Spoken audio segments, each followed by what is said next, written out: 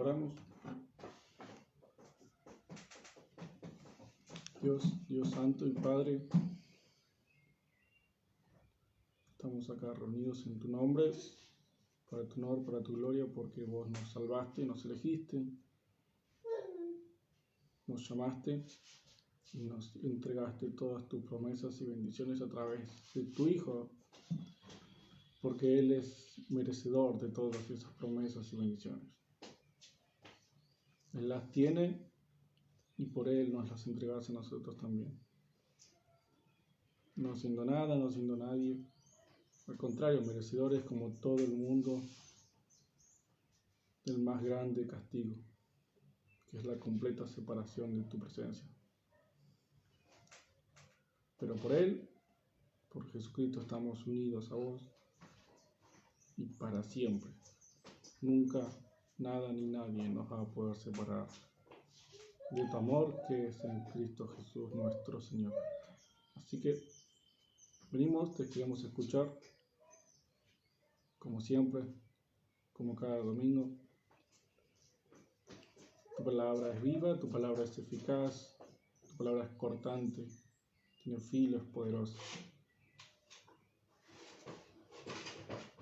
Es la forma en que tu espíritu habla. Queremos escucharte hablar. Gracias de nuevo por tu Hijo nuestro Señor. Amén. Seguimos Nuevo Testamento, segunda carta de Pedro.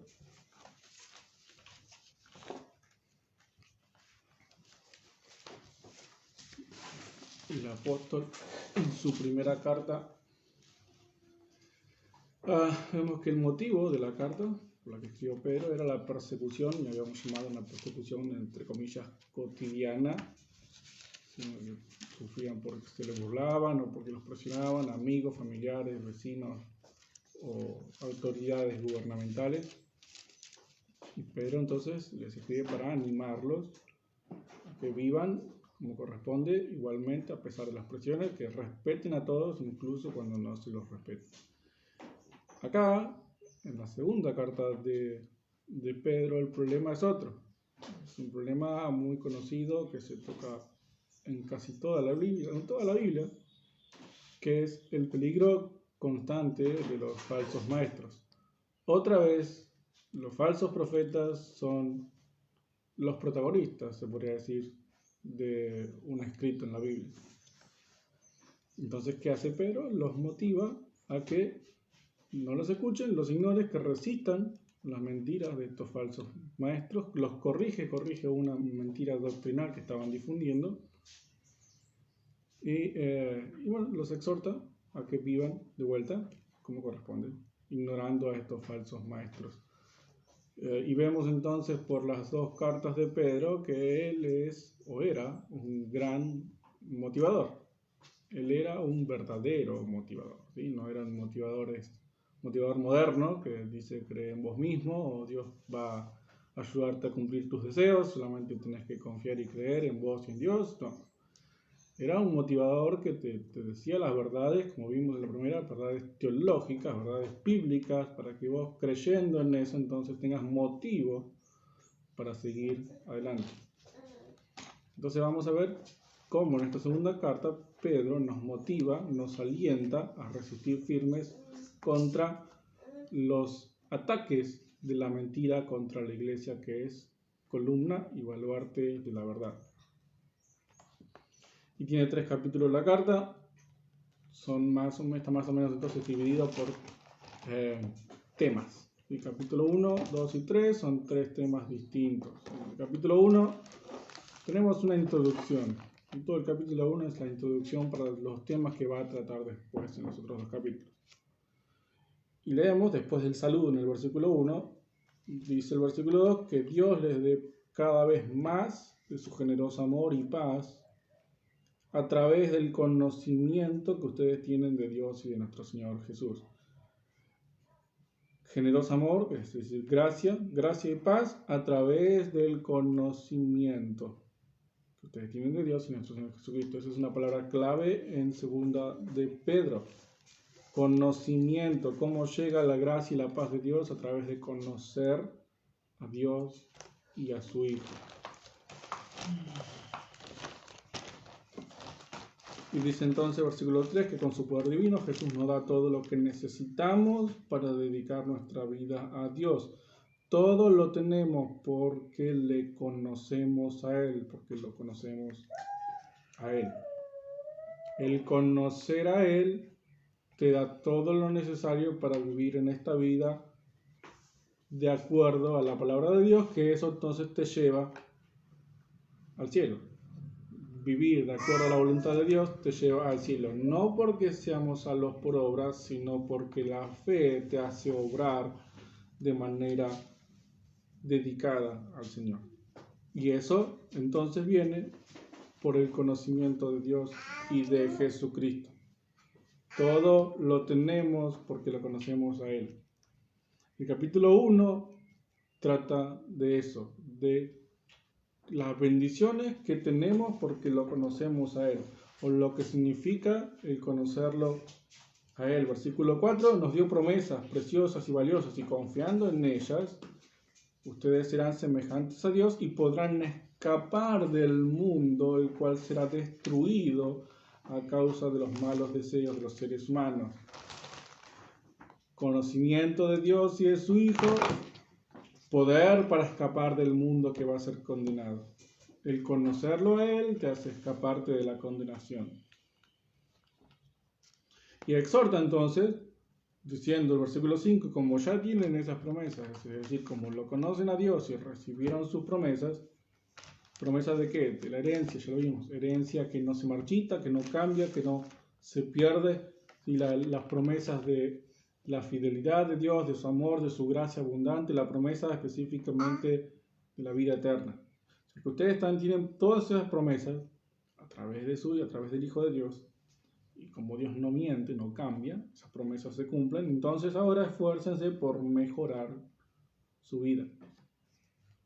Sí, siempre hace lo mismo, ya también la primera carta dice lo mismo, pero empieza apuntándonos a nosotros, o motivándonos primero con una verdad teológica. Tienen las promesas de Dios por medio de su Hijo, y Él no miente, entonces las va a cumplir. Entonces, como ya tienen esas promesas, como son salvos, como lo conocen a Él, entonces ahora esfuércense por mejorar su vida. Entonces a la fe, ¿sí?, a lo que ya dijo antes, confiando en esas promesas, vamos a escapar del mundo. Entonces a esa confianza, a esa fe, le añaden un carácter digno de admiración.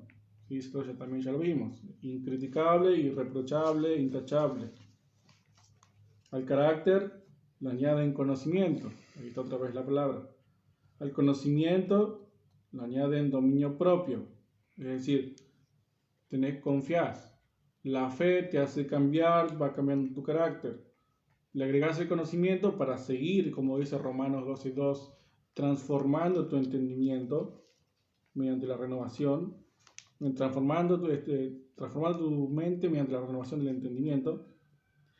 A el carácter le añadís conocimiento, dominio propio. Y esto tiene que ver también un poco con el orgullo, porque el conocimiento envanece, por eso Pablo tenía su aguijón en la carne, porque a causa de las revelaciones podía ser orgulloso, soberbio por eso, y entonces tenía este mensajero de Satanás que la bofeteaba, para que se controle, que no se pase de orgullo, y a eso le añaden constancia. Todo el tiempo la constancia es la paciencia también. La Reina Valera dice paciencia. Es constante en todo lo anterior. Y una vez que fuiste constante, una vez que mantuviste eso, le añadí servicio. Y ya pasamos a la acción. Todas estas cosas fueron más pasivas, ahora servicio, sirvan a Dios, movimiento, acción. A eso, afecto a sus hermanos en Cristo, y a eso, amor. Y el amor, otra vez, es servicio, el amor es sufrimiento, el amor es acción, el amor es entrega. Y fíjense que la perfección es el amor, el final o lo último, que como la frutilla del postre es el amor. Y eso es como que también resumiendo todas las palabras anteriores. Y si estas cosas están presentes en su vida, bien, perfecto. Pero si no, dice el versículo 9, si faltan estas cosas, entonces está corto de vista. El que le faltan estas cosas está tan corto de vista que está ciego y olvidado que sus pecados fueron perdonados. Estos son creyentes y no son incrédulos. Dice que sus pecados fueron perdonados. Entonces hay creyentes a quienes le falta esto, y si le falta esto es como que todavía está ciego. Como dice la canción, mi pecado me cegó, el pecado te enceguece. Entonces no podés ver completamente o no podés entender completamente el perdón de tus pecados y todavía no tenés estas cosas. Por eso viene del conocimiento. Vos lo conocés, entendés el plan, entendés la salvación, la aceptás, pero la crees de verdad y esas cosas van a ir apareciendo solas, como el fruto del Espíritu. Entonces, esfuércense por demostrarlo en su vida. Dios los llamó y los eligió. Esfuércense por demostrarlo en sus vidas. Entonces, tenemos todo lo que necesitamos. Como tenemos todo lo que necesitamos para vivir una vida dedicada a Dios, entonces esforcémonos por hacerlo, porque ya lo tenemos, no necesitamos absolutamente más nada para hacerlo. Y a partir del versículo 16 es como introduce los temas que va a tocar en los siguientes dos capítulos. Y del 16 al 18 habla acerca de la venida del Señor Jesús. Ese va a tocar en el capítulo 3. Sí, dice el versículo 16, no les estamos contando ningún cuento, es decir, no les estábamos mintiendo cuando les dijimos que nuestro Señor Jesucristo vendrá y revelará su poder. ¿Por qué? Porque nosotros ya vimos la grandeza de Jesús con nuestros propios ojos. Eso está hablando de la transfiguración de Jesús en el monte, cuando su ropa y su cara brillaron y estuvo ahí hablando con Moisés y Elías. Nosotros ya vimos el poder que tiene Jesús, nosotros ya lo vimos. Entonces, estamos diciendo que ese que vimos, ese poder, esa gloria va a volver, porque Él lo dijo. Y lo otro que dice a partir del versículo 19 es que los profetas hablaron de parte de Dios, y las profecías, las escrituras, todo eso viene de parte de Dios. Ninguna profecía, dice el versículo 20, aparece en la escritura por el deseo propio del profeta, y ninguna profecía fue dicha por el impulso de algún hombre. Es decir, las personas no tuvieron nada que ver en la palabra de Dios, ¿sí? Solamente pusieron su cuerpo para que Dios lo usara y Él mismo dijera qué era lo que quería decir a los hombres. Todo lo contrario, los profetas hablaron de parte de Dios guiados por el Espíritu Santo. ¿Sí? Y esto apunta al tema que introduce en el capítulo 2, que es acerca de los falsos profetas. Porque, ¿qué está diciendo? Los profetas no hablaron por su cuenta, hablaron de parte de Dios.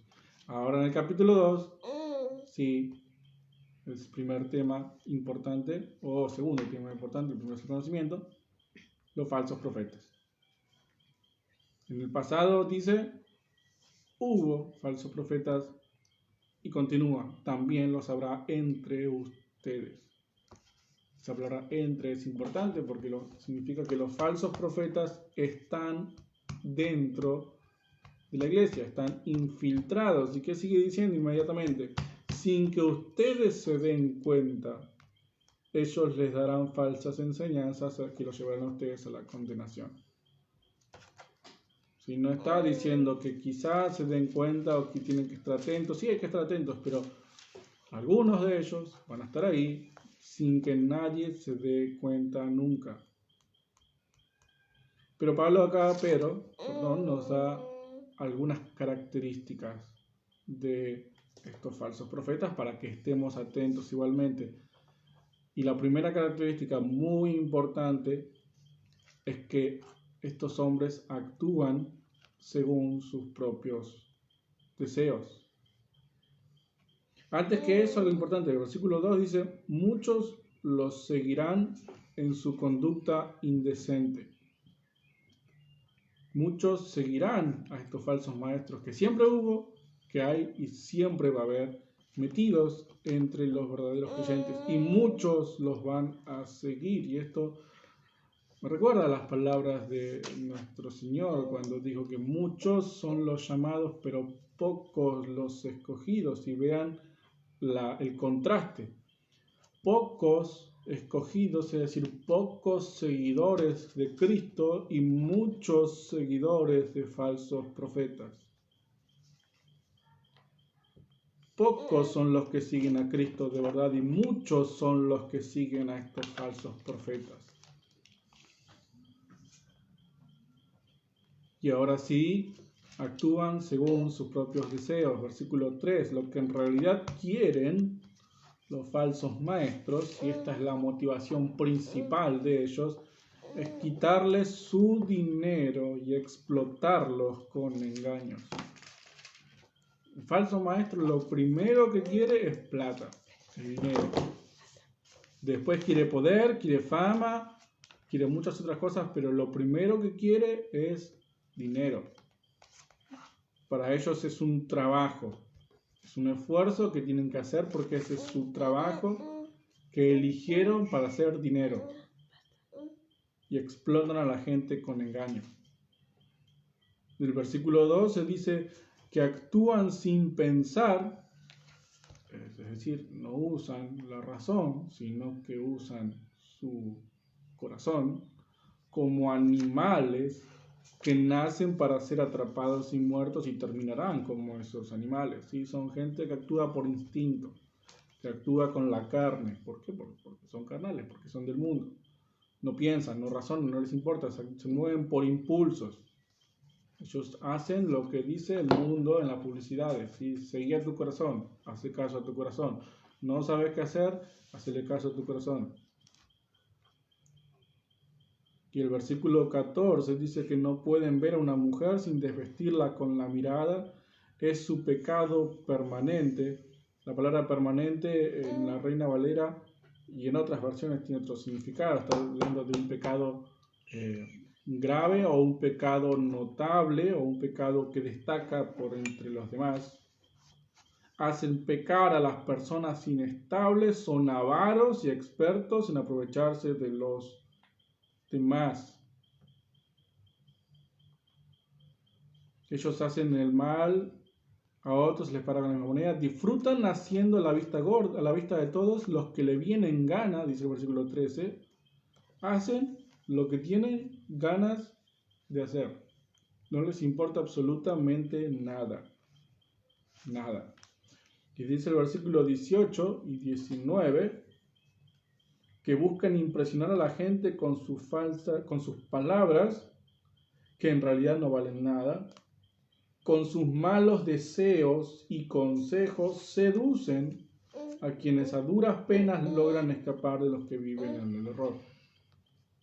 Y pensamos en las sinagogas de Satanás, en las falsas iglesias, a donde la gente va en busca de ayuda, en busca de alivio, y están estos hombres ahí engañándolos, siguiendo sus propios deseos, y con sus consejos, con sus palabras, con sus sonrisas, con sus magias, en algunos casos, actos, shows, o lo que sea, seducen a esas personas que están intentando escapar del mundo. Entonces vemos que hubo siempre falsos maestros, va a seguir habiendo toda la vida, que se mueven según sus deseos e incluso así seducen, y esto, la palabra seduce está muy bien acá porque ¿a quién no le gusta en el mundo hacer lo que quiera hacer? Seguir sus deseos. Estos falsos maestros siguen sus deseos y le enseñan a la gente a hacer lo mismo. Y son seducidos de esa manera. Pero, dice el versículo 9, que Dios sabe rescatar de las dificultades a los que dedican su vida a Él, pero también sabe cómo castigar a los perversos mientras esperan el día del juicio. Dios sabe separar el trigo de la cizaña, sabe separar a las ovejas de las cabras, y a unos los salva y los bendice y a otros los castiga, los condena. Pensamos de nuevo en la justicia de Dios como aliento para seguir y para resistir. No nos vamos a dar cuenta en muchos casos, van a estar ahí, están infiltrados, están haciendo daño a la iglesia, no podemos hacer nada en muchos casos, pero tenemos que estar tranquilos porque Dios sí puede y lo va a hacer. Y en su momento va a separar y va a mostrar quién es quién, y entonces condenará a los que merecen ser condenados y bendecirá a los que Él quiera bendecir. Y el ejemplo de Lot con Sodoma y Gomorra. Esas ciudades fueron destruidas, pero Dios salvó a Lot, al justo Lot, dice la Reina Valera, que todos los días afligía su alma por lo que pasaba en esas ciudades. Dios destruyó, pero salvó a quien Él decidió salvar. Dios sabe hacer eso, Dios lo hace perfectamente, así que hay que estar tranquilos, atentos, pero tranquilos, porque Dios sabe dar a cada uno según sus obras. Y una segunda característica de los falsos maestros, podríamos decir, es que están destinados a la destrucción, a la condenación, que no pueden escaparse del juicio, que no tienen chance, no tienen posibilidad, no se les permite arrepentirse. Dios no les permite arrepentirse a estos hombres. Y leemos en el versículo 3, en la segunda mitad, Dios les tiene preparada la condena desde hace tiempo y no podrán escapar de que los destruirá. Y su condena está lista, está firmada, lo único que falta es que llegue el día final y entonces se cumpla. Está ahí, lista, preparada y no pueden escapar. Dice el versículo 14 al final que están bajo maldición. Ellos están malditos, están sellados con una marca que dice condenados. Están malditos, están bajo la maldición eterna del Dios eterno. No pueden salvarse. Y como si eso fuera poco, o si eso no es suficiente para entender que no pueden salvarse, el versículo 17, en la segunda mitad, dice: Dios los ha destinado a un lugar en la más negra oscuridad. Es decir, ese es su destino. Dios les dio un destino a estas personas. ¿Cuál es? La más negra o la más densa oscuridad, como dice la Reina Valera.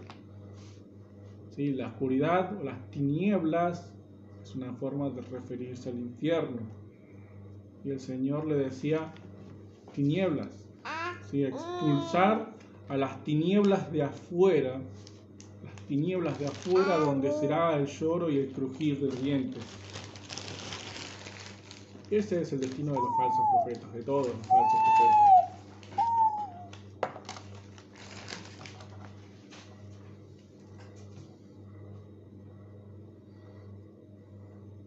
El versículo 21 dice que hubiera sido mejor para ellos no haber conocido nunca el camino correcto que haberlo conocido y luego apartarse del camino de la justicia.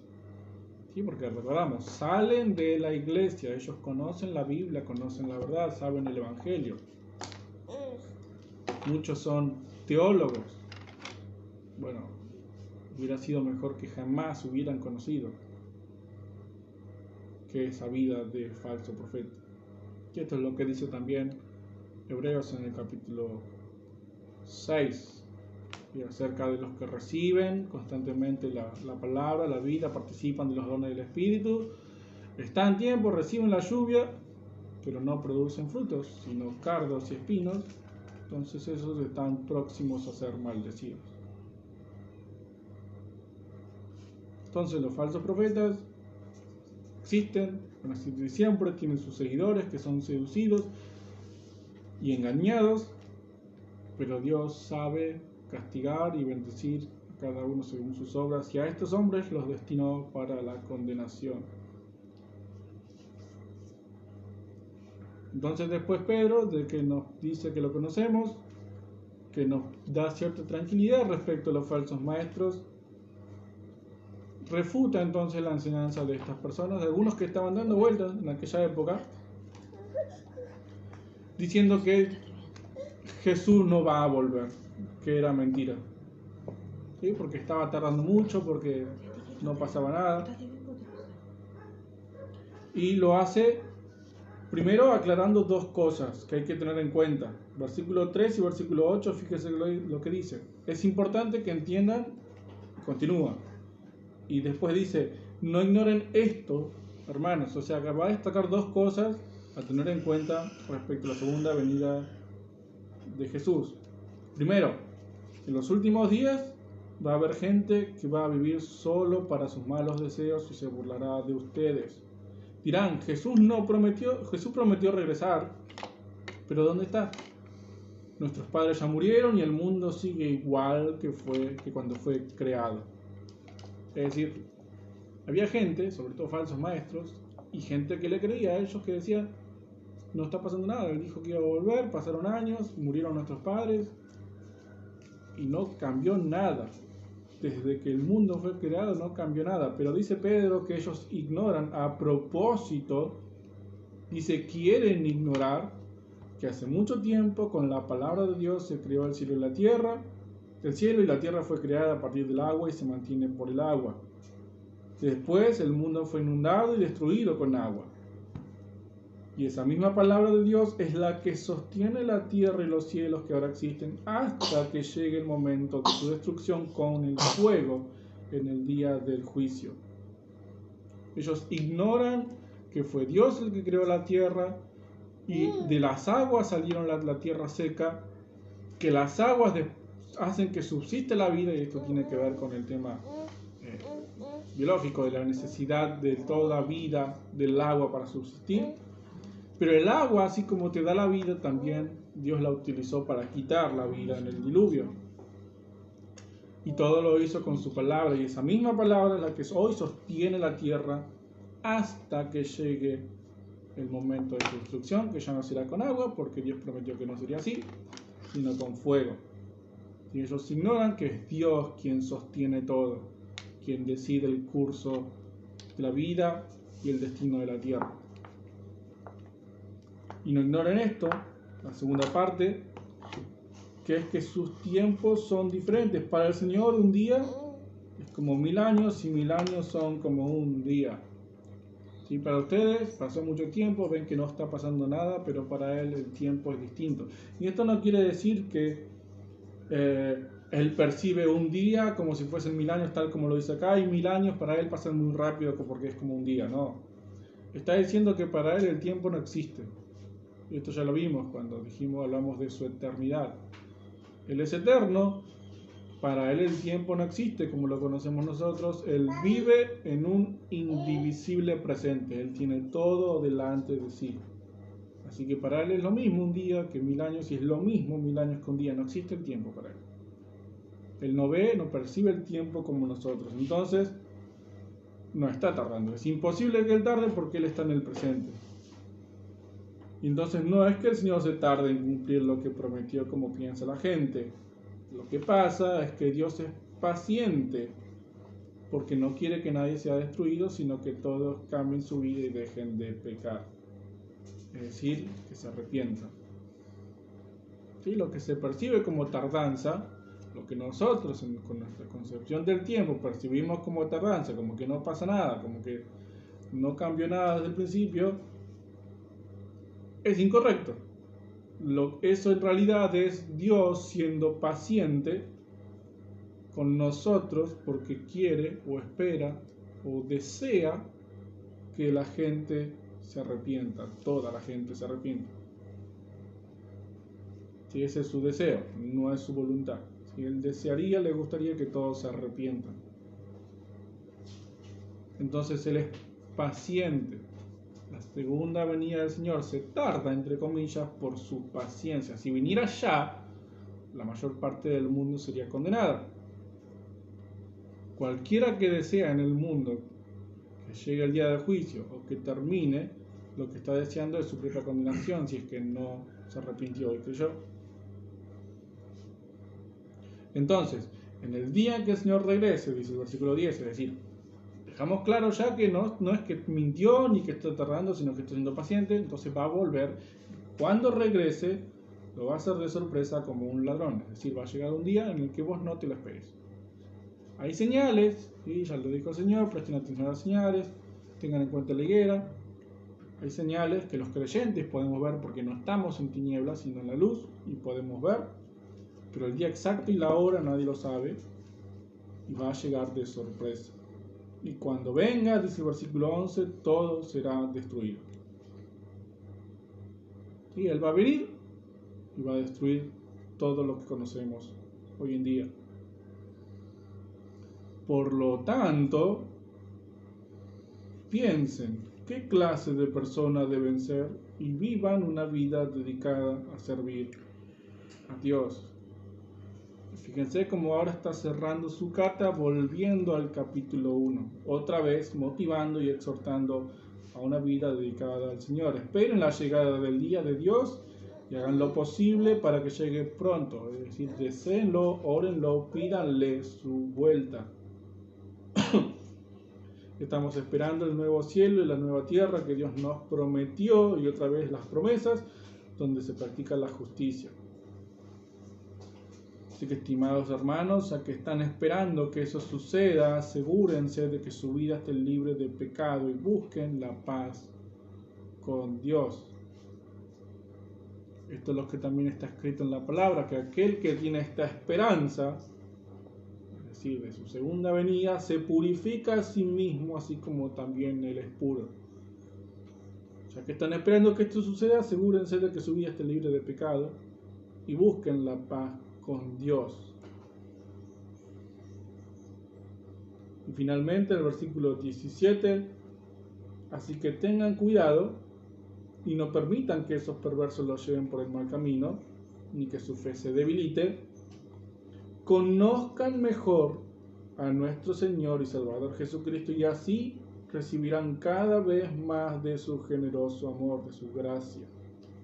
Alaben a Cristo ahora y siempre. Amén. Vemos que la carta está encerrada en un gran paréntesis de conozcan cada vez más a Dios. Conozcan a Dios. Así está, en eso encierra Pedro y en eso se para Pedro para escribir su carta. Conózcanlo a Él. De esa manera, a través del conocimiento de la persona de Jesucristo y por medio de la Biblia, es que podemos hacer frente a las mentiras de los falsos profetas. Y es por ese mismo medio que Dios fortalece nuestra esperanza del regreso de nuestro Señor. Cuanto más lo conocemos, más conocemos la verdad, mejor distinguimos la mentira. Cuanto más lo conocemos, más deseamos su regreso y más lo esperamos.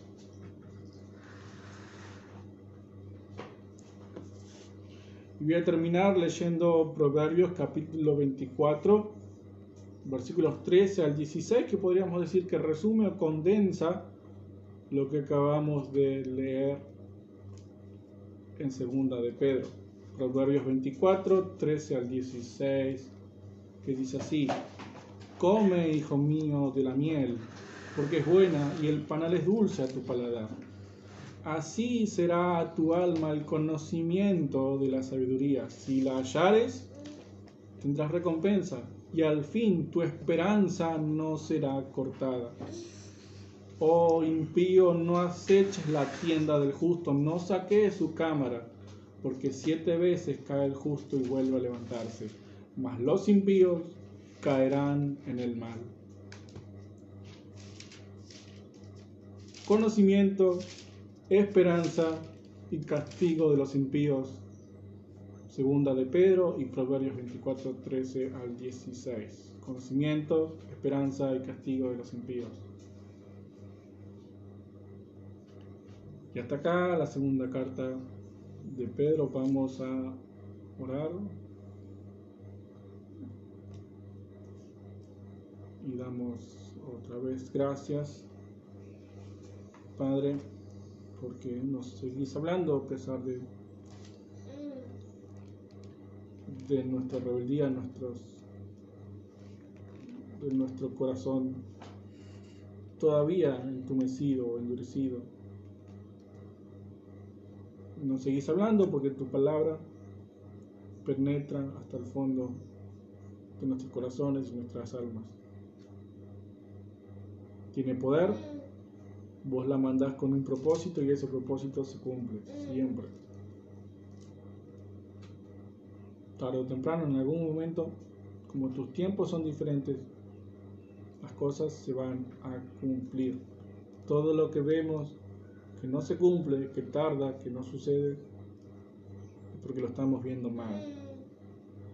Porque no lo vemos con fe como lo veían los grandes hombres de fe de Hebreos 11. No entendemos todavía quién sos del todo, no te conocemos completamente. Pero por tu palabra y por tu misericordia, y porque nos elegiste y nos llamaste,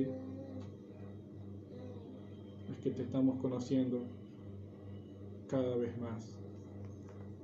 Y te esperamos cada día más.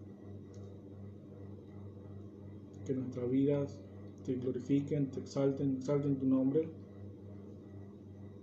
porque sos digno de toda alabanza.